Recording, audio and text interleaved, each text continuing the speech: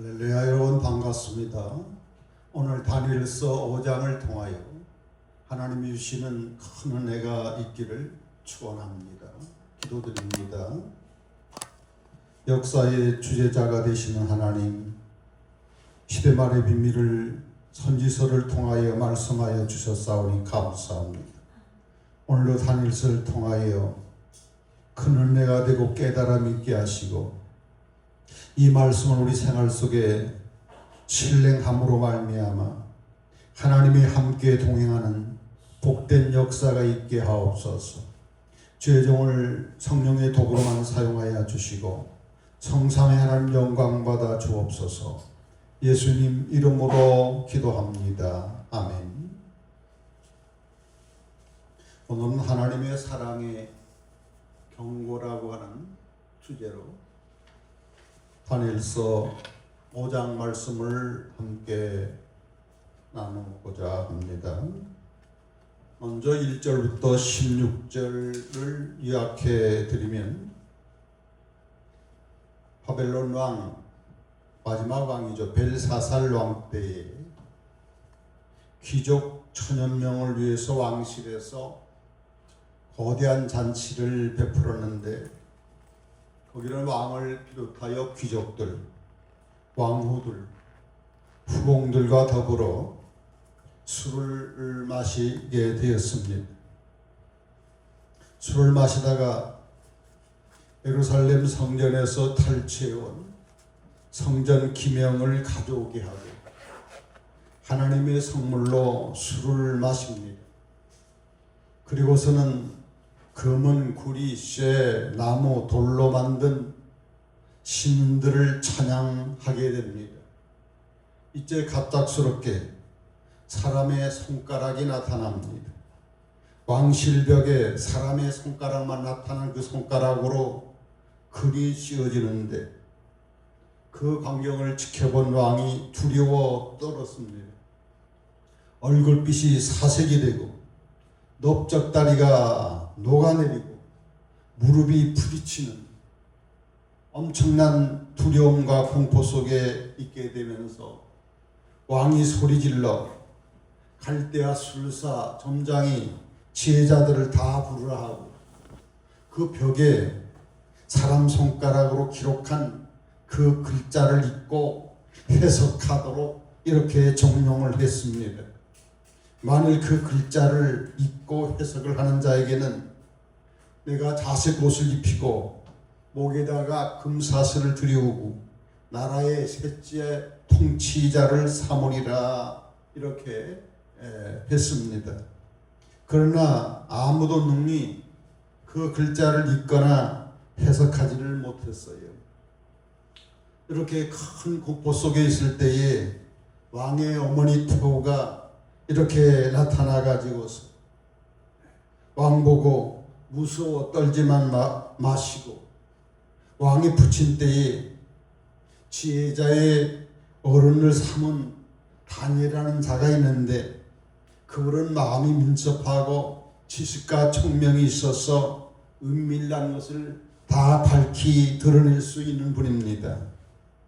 그 자를 부름이 좋을 줄 압니다 하고 왕에게 말을 할 때에 왕이 다니엘을 부르게 되고 다니엘이 왕 앞에 서게 됩니다. 우리 아버지 부왕께서 유다에서 사로잡혀온 유다 자손 중에 그 다니엘이냐 하면서 건방지게 이야기를 합니다. 내 안에 거룩한 신들이 영이 있다고 하는데 명철과 총명으로 비상한 지혜로 있다고 하는 것을 들었는데, 이 벽에 나타난 글을 읽고 해석을 하라. 그러면 내게 자주 옷을 입히고 목에 금사슬을 들이우고 나라의 셋째 치리자를 삼겠다.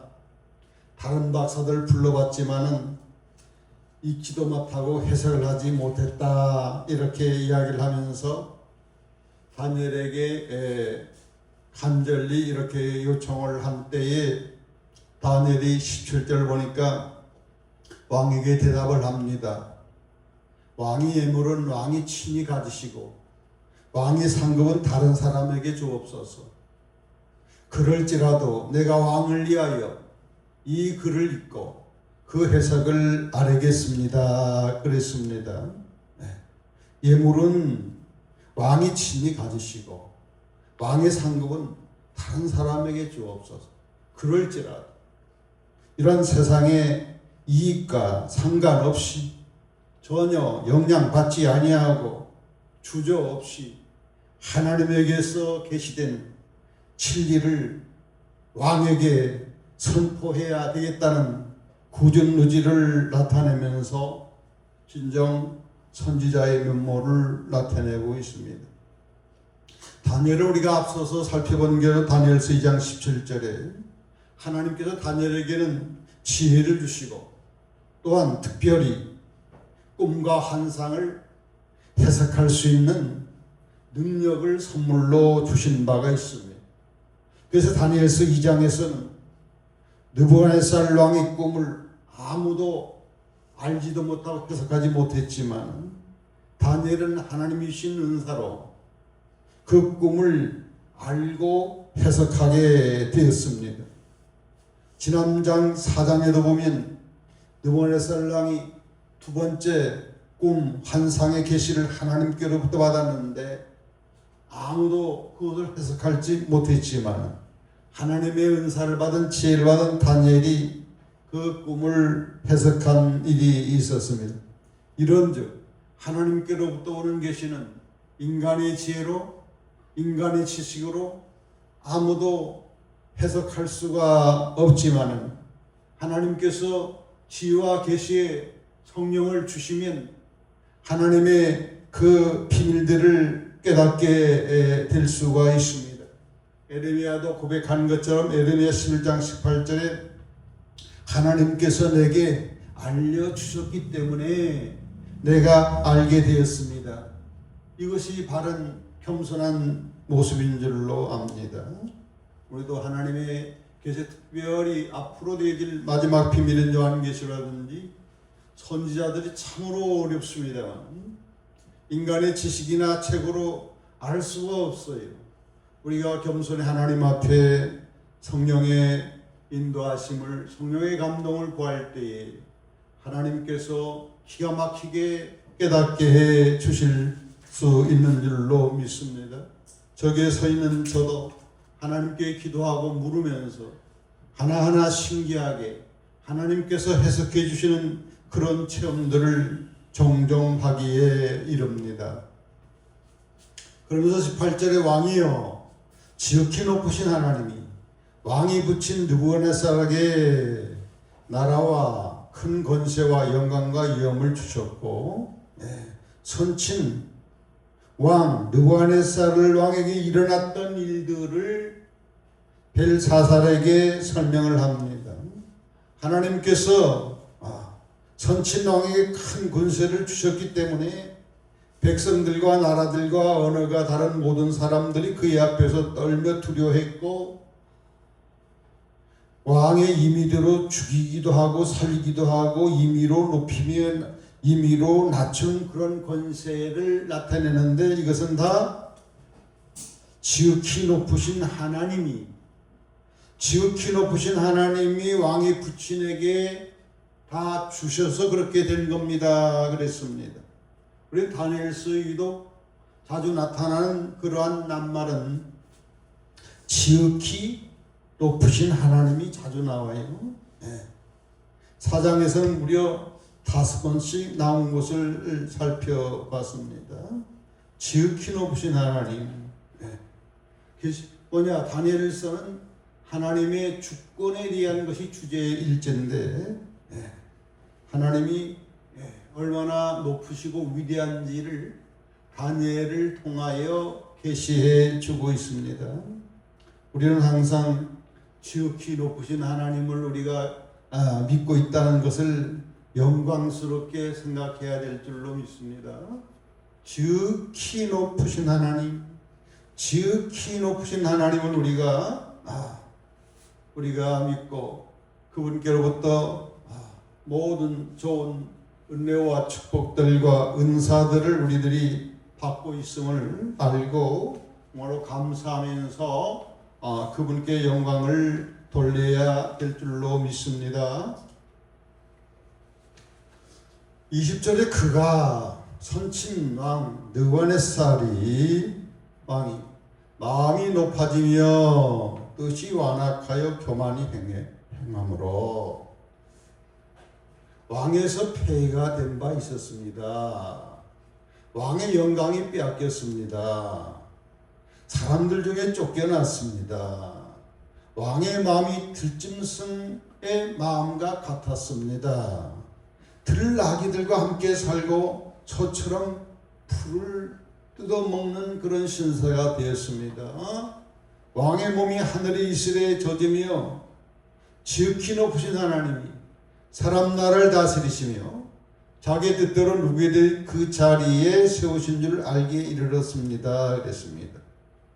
선친 왕께서 그렇게 큰 고통을 당한 것은 교만 때문에 하나님의 징계로 인하여 왕에서 폐위가 되고 짐승이 되는 그러한 병을 짐승과 같이 여기는 그러한 질병으로 걸리게 해서 폐위를 시키고 우리가 지난 시간에 다 살펴봤습니다.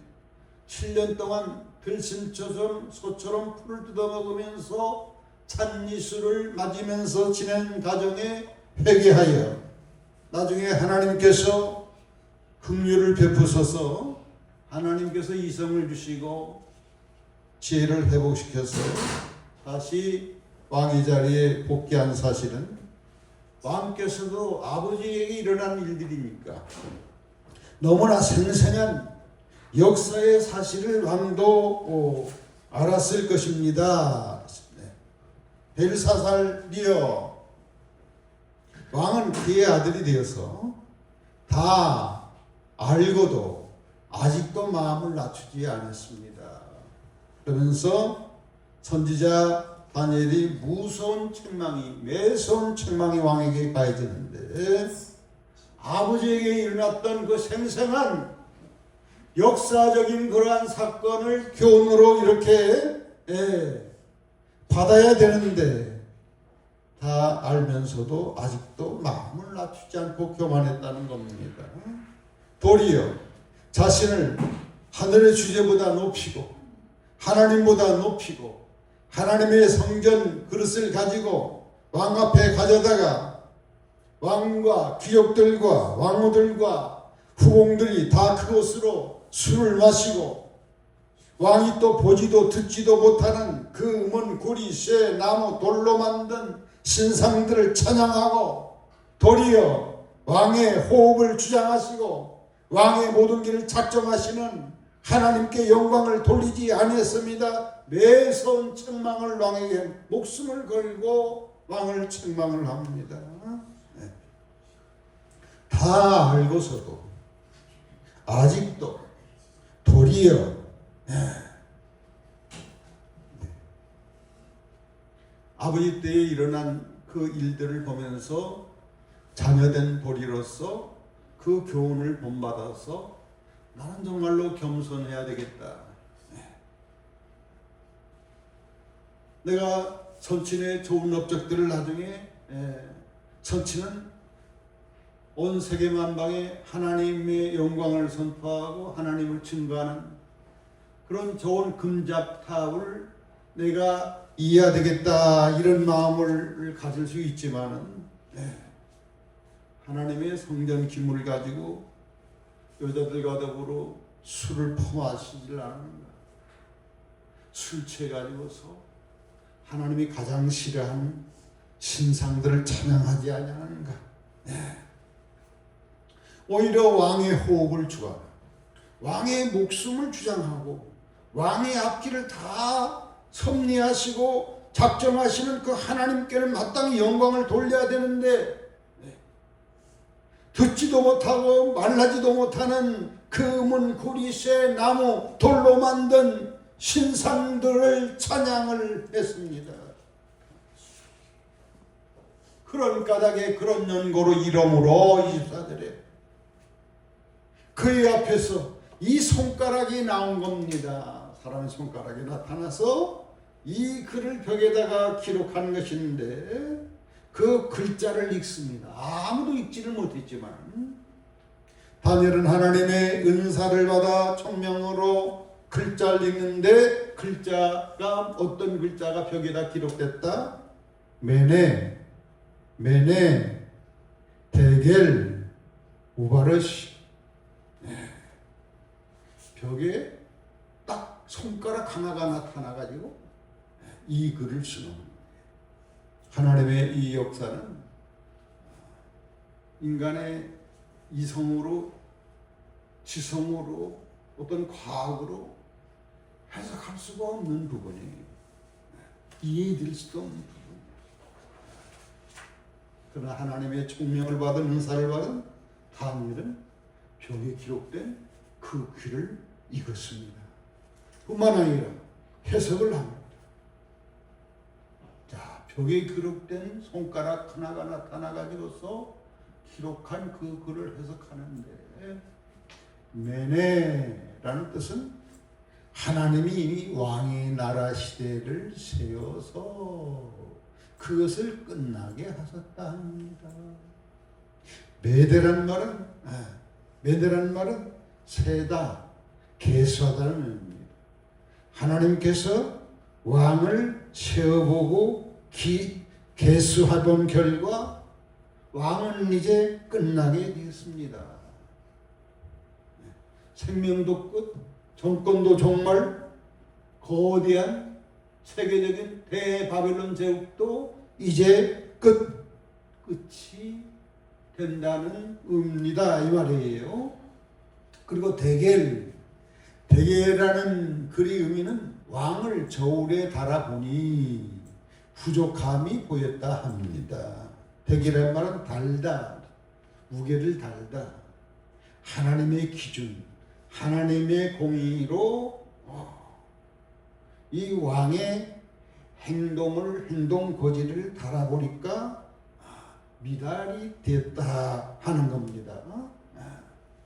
다음에 베레스, 우바르시란과 같은 말입니다. 왕의 나라가 나누어서, 베레스란 말은 쪼개지다, 나누어지다는 말입니다. 그래서 왕의 나라가 이제 쪼개지고 나누어져 가지고 메대 파사 사람에게 준바되었다 함입니다.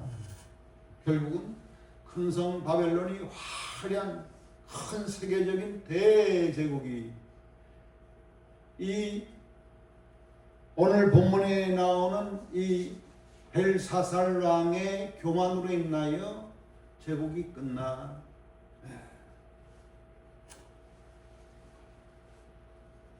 어떻게 하나님께서 갑자기 이런 무서운 진노를 하게 되었을까요? 도저히 용서받을 수 없는 벨사살 왕이 셉니다. 다 알면서도 죄를 지은 거예요. 아버지 때의 그 생생한 역사 스토리를 너무나 잘 알면서도 죄를 지은 거예요. 일부러. 아직도 마음을 낮추지 않는 거예요. 자녀로서 부모의 금전탁부의 그 교훈을 본받았고 겸손해서 아버지가 그 쌓아올린 그 아름다운 그 역사를 계승하고 성숙시켜야 됨에도 불구하고 오히려 더 반대 방향으로 패역하고 반항하는 패도무역한 그러한 도리어 자신을 신격화시켜서 하나님의 선물로 술을 마시려는가, 우상들을 찬양하지 아니하는가, 왕의 호흡을 주관하고 생명을 주관하고 왕의 앞길을 다 작정하시는 하나님께 돌려야 될 영광을 말도 못하고 듣지 못하는 신상에게 찬양한 이 죄, 이 죄로 말미암아 결국은 다 무너져 버리고 말았습니다. 하나님은 그렇게 만홀리 여기면 그냥 놔두지를 않았어요. 에스겔서에 특히 많이 나와요. 에스겔 36장 보면 하나님의 이름이 바벨론에 가서 이름이 더럽혀졌어. 바벨론의 그 금은동 신상보다 항상 하층의 신으로밖에 여김을 받지 못한 피정복 국가가 믿는 그러한 하나님 정도로밖에 그렇게 푸대접을 받는 하나님의 이름을 우리 하나님은 그 거룩한 이름을 아꼈다. 거룩한 이름을 하나님이 당신의 이름을 아꼈다 그랬어요. 이사야 48장 11절에 하나님의 영광을 나의 영광을 다른 자에게 결코 주지 않는다. 하나님께서 그런 말씀이 있습니다. 그리고 또 한 가지 큰 분노를 산 게 다니엘도 얼마나 화가 났겠어요.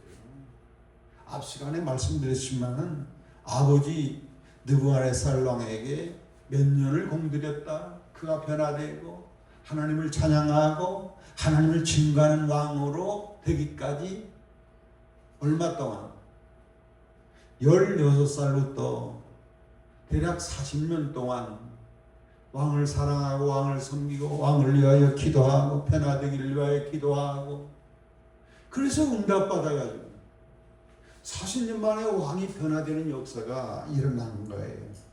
근데 그의 자식들 아버지의 그 아름다운 근자탑을 하루아침에 훼손시키고 역사를 퇴보시키는 엄청난 퇴보의 일을 하나님을 반역하는 일을 일삼는 거예요.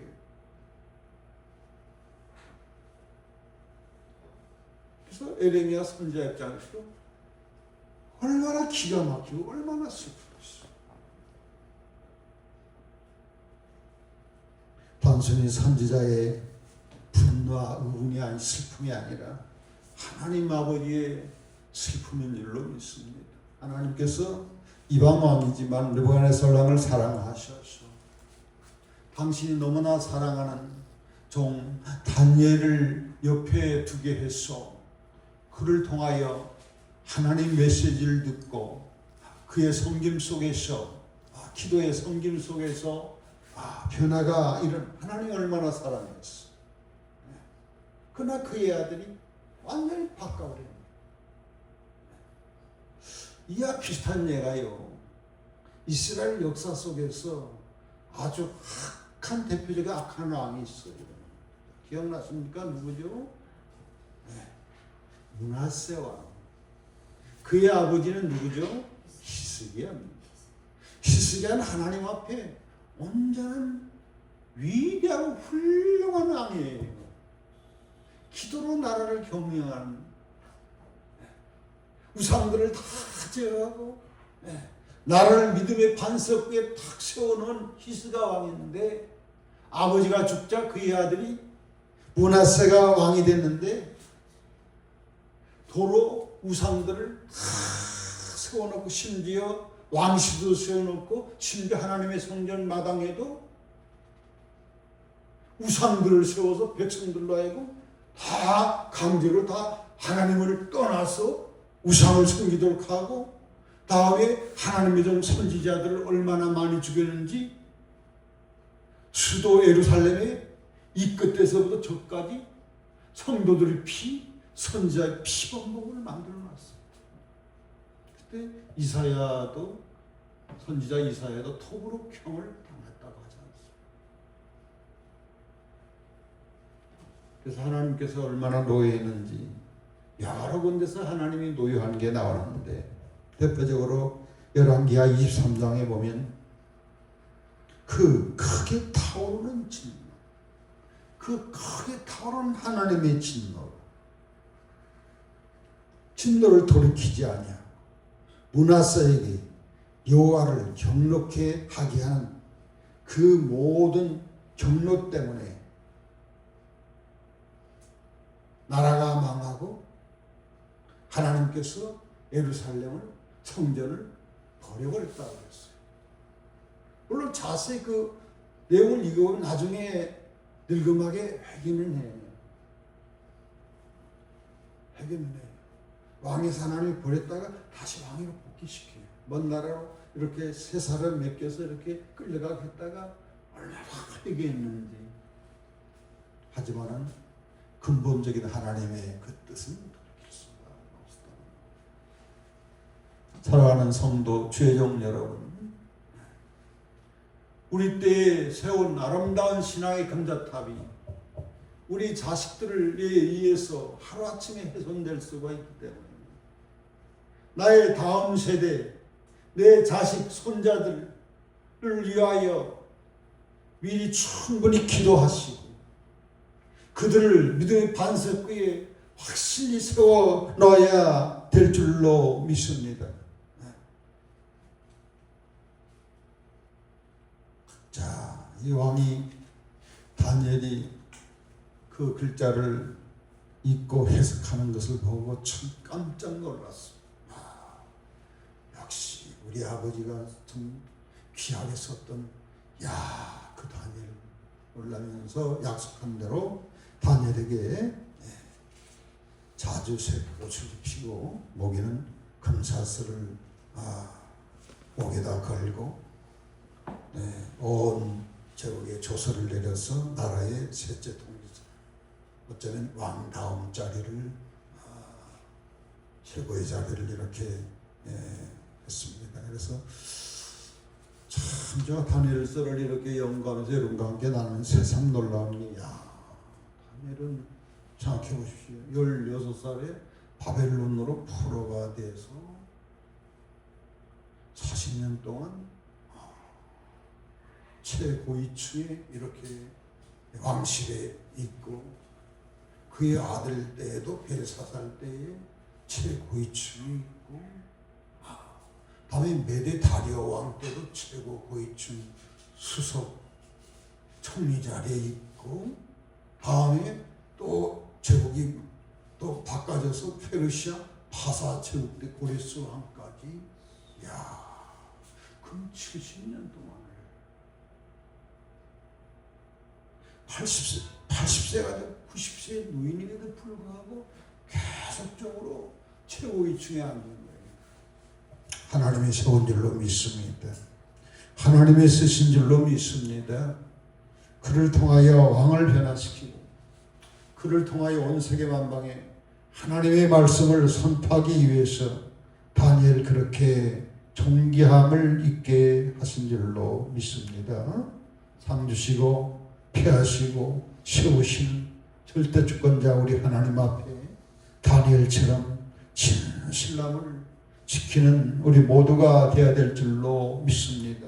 그날 밤 갈대왕 벨사살이 어떻게 된 거예요? 그날 밤에 죽어버렸어요. 그날 밤에 그 생명을 들어가고 있어요. 왕의 호흡을 주관하시는 하나님 앞에 찬양하지 아니하고 발도 못하고 ထုတ်지 못하고 인간이 만든 금은 동굴이 돌로 만든 신상의 찬양을 하였나이까. 그날 밤에 하나님이 다니엘 벨사살 왕의 목숨을 호흡을 가져가 버린 거예요. 하나님의 주권을 참 인정하시고 두려워하고 그분께만 영광을 돌려야 됩니다. 드디어 바벨로니아는 망해버렸어요. 왕이 죽으면서 바벨론은 망하고 메대 사람 다리오가 왕이 됐어요. 그때 다리오 왕이 62세 고령이에요. 왜 다니엘서에는 다음왕 다리오의 나이를 여기다가 적어놨을까? 왜 적어놨게?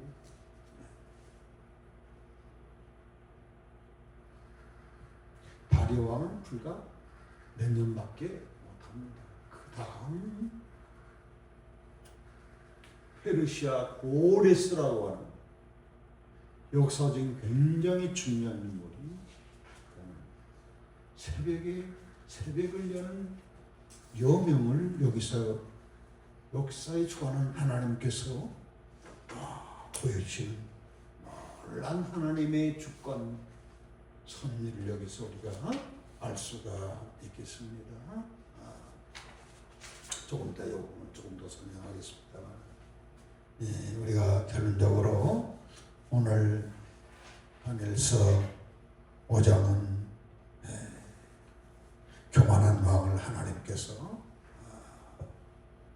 심판하고 아버지의 왕 느부갓네살을 통하여 경고를 줌에도 불구하고 계속 교만하다가 마침내 멸망을 자초한 것을 볼 수가 있습니다. 여러분, 우리 인간은 너날 것 없이 교만하기 아주 쉬운 경향성을 갖고 태어났습니다.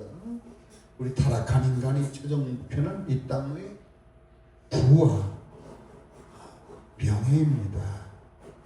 그러나 동서고금을 막론하고 권력을 갖고 재물을 가진 자들은 공통적으로 어떻습니까?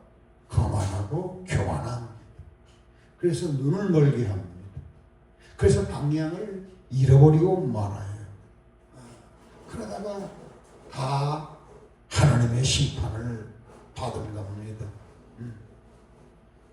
우리 인간이 권력과 재물도 필요하지만은 우리 영혼의 그 만족은 재물과 명예로 채워지지 못합니다. 영혼의 그 여백을 이 세상의 부귀영화로 채울 수 없어요. 계속 돈을 모으고 권력이 높아질수록 더욱더 갈급하고 갈망 목마름으로 더 부에 집착하고 권력을 추구하면서 잡지도 못할 참 행복의 신구를 잡으려고 애를 쓰다가 인생은 헛이 되어버리고 마는 거예요. 참 행복은 어디에 옵니까? 성경 66개는 분명히 이야기했어요.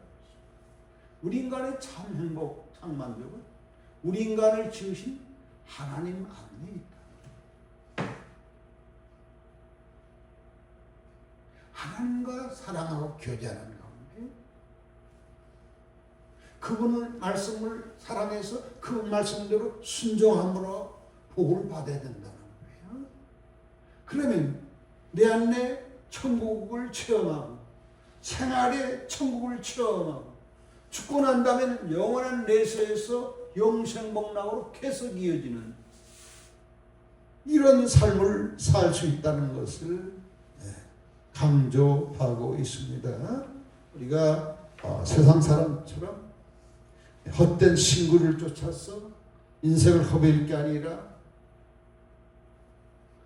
저 전도서 맨 마지막 12장 13절 14절 솔로몬의 유언과 같은 그 말씀 이래 결국을 들었어요.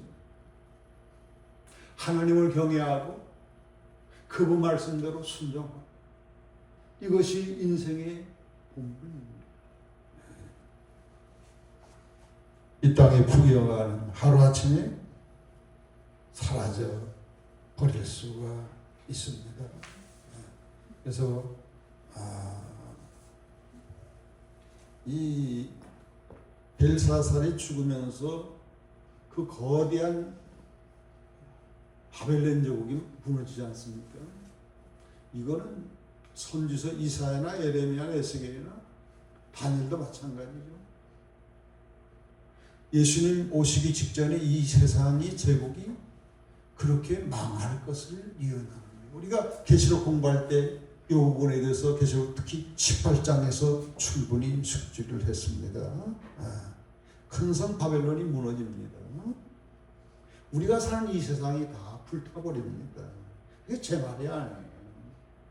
계시록 18장에 14장에 여러 군데서 이사야서, 에스겔서, 예레미야서, 선지서에 공통되게 큰 성 바벨론의 멸망을 이야기하면서 그것은 곧 예수님 재림 직전의 마지막 세상의 멸망을 예고하는 것으로 이야기를 하고 있습니다.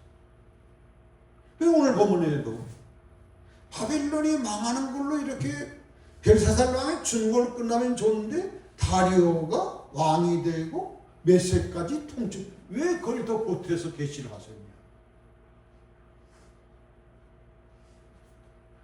페르시아 새로운 나라가 고레스 왕의 등장을 예고하고 있는 거예요. 고레스 왕은 예수님의 오심을 예고하는 인물이에요. 고레스 왕이 왕이 되자 70년 만에 이스라엘 백성들 어떻게 됐어요? 다시 예루살렘으로 돌아가도록 허락하고 성전 짓도록 허락하고, 우리가 사는 이 큰 성 바벨론, 우상과 같은 이 큰 성 바벨론은 다 불타버립니다. 왜? 그 이유는 몇 가지 이유를 계시록 18장에 지적하고 있어요. 첫째, 돈을 너무 좋아. 물질 중심으로 살기 때문에 다 불탄다. 다음에 하나님 앞에 영광을 돌리지 아니하고 자기가 잘나서 자기를 자기를 영광 돌리기 때문에 망한다. 돈 사랑 때문에 망하고 자기 자랑, 교만 자랑 때문에 망한다. 그 디모데후서 3장 1절 2절 바울이 예언에도 그렇게 똑같이 나와요. 벨사살 왕이 왜 망했다? 교만 때문에 망했다. 다음에 복술로 망한다고 그랬어요. 복술로. 지금 우리나라도 복술로 지금 지도자들이 무너지고 있고 타락시켜서 나라가 이렇게 얼마나 고통을 주는지 몰라요. 교회들이 깨어 기도해야 됩니다. 교회들이 기도가 없으면 이 나라도 하루아침에 다 망해버릴 수 있습니다. 하나님의 축복 속에서 세계에서 가장 부유하고 강한 나라 중에 10가락 안에 10손가락 안에 드는 나라예요. 군사적으로나 경제적으로나. 어디 보니까 세계의 강대국이 5위, 프랑스, 영국보다 더 강한 걸로 이렇게 나와요. 하나님 앞에 감사하고 하나님 앞에 영광을 돌려야 됩니다. 교만해서 또 복술, 미신을 쫓아서 하다가는 완전히 불타버리고 망할 수가 있습니다. 세계가 불탈 때도 우리나라는 조금 덜 나중에 불타면 좋겠어요. 근데 일시에 다 불탄다고 나오잖아요. 일시에 망한다고. 반드시 그날이 옵니다. 그래야 고레스가 오고 그래야 예수님이 진행하는 거예요. 다 더러운 세상은 다 불로 정리해버리고 새로운 땅에다가 예수님이 왕으로 오셔서 통치하는. 할렐루야. 다니엘서 2장 44절에 한 나라를 하나님께서 세우게 되어 있습니다. 예수님이 오실 때는 크고 두려운 날, 용광로 불같이 교만한 사람을 태운다 그러고, 베드로후서 3장 3절 7절에도 불로 사른다는 게 10번씩 나와. 그러면 저와 여러분은 어떻게? 하나님이 불로 사르고 멸망시키는 데 목적이 한 게 아니라 구원하는 게 목적이고 회개하는 게 목적이에요. 아멘. 살 길을 제가 몇 가지 성경 요점을 간추려서 전하면서 마칠까 합니다. 이 마지막 때에 불타고 멸망당하지 아니하고 살 수 있는 길을 제시하고 있으니 계시록 18장 4절에는 거기서 나와라. 그들이 당하는 재앙을 너는 받지 말고 거기서 나와라. 타락한 도성에서 나와라. 구별된 삶을 살아갑니다. 다음에 계시록 14장 7절에는 요한 보고 하나님 두려워하라는 거예요. 그에게만 영광을 돌리라는 거예요. 감사할 수 있기를 바랍니다. 나를 축복하시는 하나님께만 감사해야 됩니다. 그분을 경배하라는 거예요. 다음에 스바냐서 2장 3절로 보면 하나님을 찾으라는 거예요. 지금은 진실로 하나님을 찾아야 합니다. 하나님 찾는 사람은 삽니다. 그리고 공의와 겸손을 구하라는 거예요. 공의, 하나님의 말씀대로 살고 특히 겸손을 구하라는 겸손. 벨사살이 왜 무너졌습니까? 교만하기 때문에. 느부갓네살 왕이 왜 하루아침에 짐승과 같이 되는 병을 앓게 됐습니까? 교만하기 때문에. 미가서 6장 8절에도 공의를 행하고 인자를 사랑하고 겸손히 하나님과 함께 동행하라고 권면하고 있습니다. 마태복음 3장 8절에 회개하라. 9절에 회개의 열매를 맺으라 그랬어요. 지금 우리가 다 회개할 때입니다. 큰 성 바벨론의 그 사상과 그 관습과 그 타락된 습관과 유행에 쫓아 살던 우리들 더럽혀진 이 영과 몸과 혼을 바라보면서 진실로 회개하여 주님을 만날 수 있는 그러한 준비를 철저히 해야 될 줄로 믿습니다. 고레스 왕이 등장한 것을 보여준 것처럼 계시록 22장에는 예수님이 뭘로 나오죠? 새벽별이 온다고 그랬어요. 새 날, 새 시대를 도래하는 지금 바로 그러한 여명의 시대에 저와 여러분들이 살고 있습니다. 부지런히 예수님을 맞이할 수 있도록 성숙한 아내로 신부로 준비되어지고 부지런히 성품의 열매를 맺어서 주님 앞에 설 수 있도록 그러한 축복된 자가 될 수 있도록 살 수 있기를 바랍니다. 아멘. 기도하겠습니다. 사랑의 하나님 감사합니다. 오늘 다니엘서 5장을 통하여 하나님의 경고의 음성, 경고의 납발을 듣게 하여 주시옵소서. 큰성 바벨론의 저제 우리들이 살지 않게 하여 주시고 내 자신을 돌아보면서 하나님을 두려워하며 하나님께만 영광 돌리고 하나님을 찾으며 공의와 겸손을 추구하며 예수님의 성품을 담기 위하여 부지런히 아버지 추구하며 기도하며 나아가는 우리 모두가 되게 하여 주시옵소서. 주님 오신 날 버림당하는 자가 되지 않게 하시고 하나님 아버지 하나님 피고되어 주님을 영광스럽게 만나는 복된 역사들이 일어날 수 있도록 우리 모두를 축복해 주시옵소서. 예수님 이름으로 기도합니다. 아멘.